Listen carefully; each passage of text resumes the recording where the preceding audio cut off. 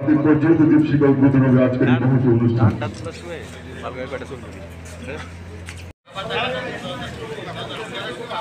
প্রথমে আজকের উদ্বোধন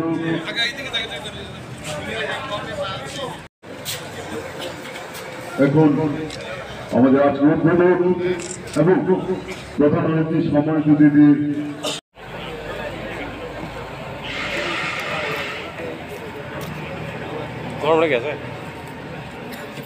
তারপর আমাদের সমস্ত অতিথিদের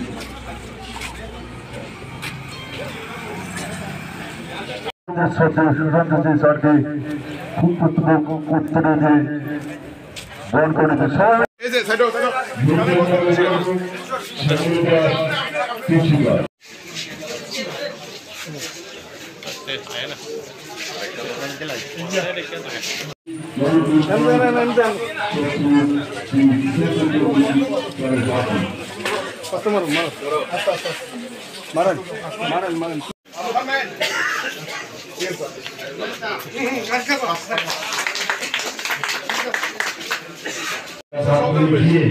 আগামী দিনে যাতে আরো বেশি বেশি করে ধান দিতে পারেন তার চেষ্টা রাখবেন।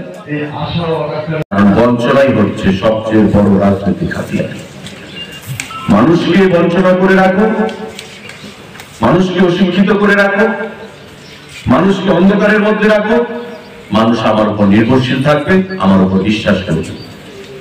সেই জায়গাটা থেকে দূরে সরে এসে আমাদের সরকার কৃষি এবং খাদ্য দপ্তর যৌথভাবে বলিষ্ঠ সিদ্ধান্ত নিয়ে আমাদের তদানীন্তন মুখ্যমন্ত্রী, আমাদের বর্তমান মুখ্যমন্ত্রী এবং আমাদের দেশের প্রধানমন্ত্রী আমরা বলিষ্ঠ সিদ্ধান্ত ক্রমে এই ধান প্রকিউরমেন্ট আমরা জারি রেখেছি এবং যতদিন আমাদের সরকার থাকবে আমাদের এই ধান প্রকিউরমেন্ট সেখানে চলবে, সেটা বন্ধ হবে না। এটা আমরা ব্যর্থই ভাষায় আপনাদেরকে আশ্বস্ত করতে চাই।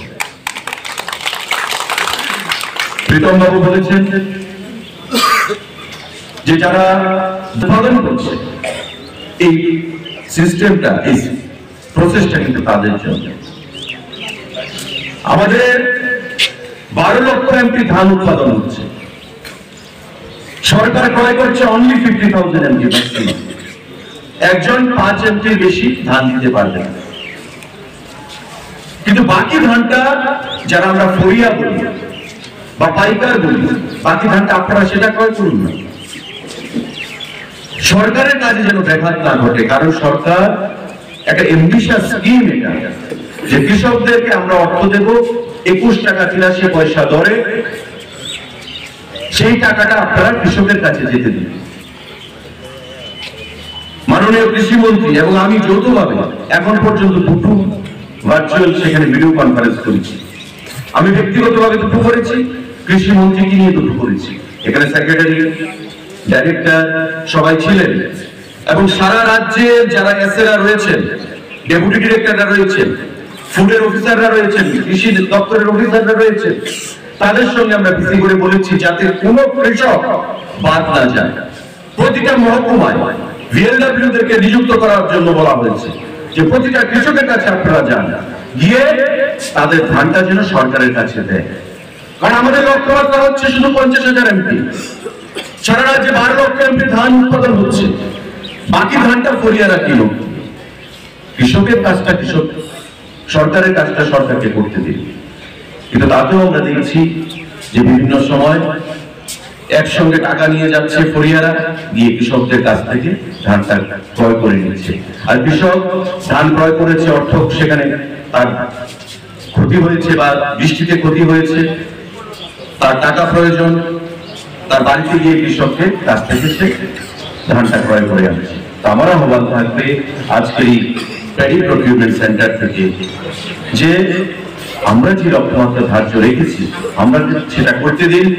বাকি যে আমি 12 লক্ষ এমপি যে ধান সেটা আপনারা ক্রয় করুন, সেটা তো এই রাজ্যেই থাকবে, আপনারাই ক্রয় করবেন, মিলাররা মিলিং করবে, এই রাজ্যে আবার বাজারে যাবে, এই জিনিসটা আমাদের মধ্যেই থাকবে, রোটেশন হবে। কিন্তু সরকারকে সাহায্য করুন, সরকারটা আপনাদের, সরকারটা সকলের, আগে তো ছিল না। কিন্তু আমাদের সরকার আসার পর তো আমরা এই সিদ্ধান্তটা নিয়েছি যে রাজ্যের কৃষকদের অর্থনৈতিক বুনিয়াদকে শক্তিশালী করার জন্য বছরে দুবার আমরা ধান ক্রয় করব, এই প্রজেক্টটা যেন কোনো অবস্থাতেই ফ্রাস্ট্রেটেড না হয়, বাধাপ্রাপ্ত না হয়, সেই জিনিসটা আপনারা মাথায় রাখবেন। কারণ এখানে সেক্রেটারি আছেন, ডাইরেক্টর আছেন,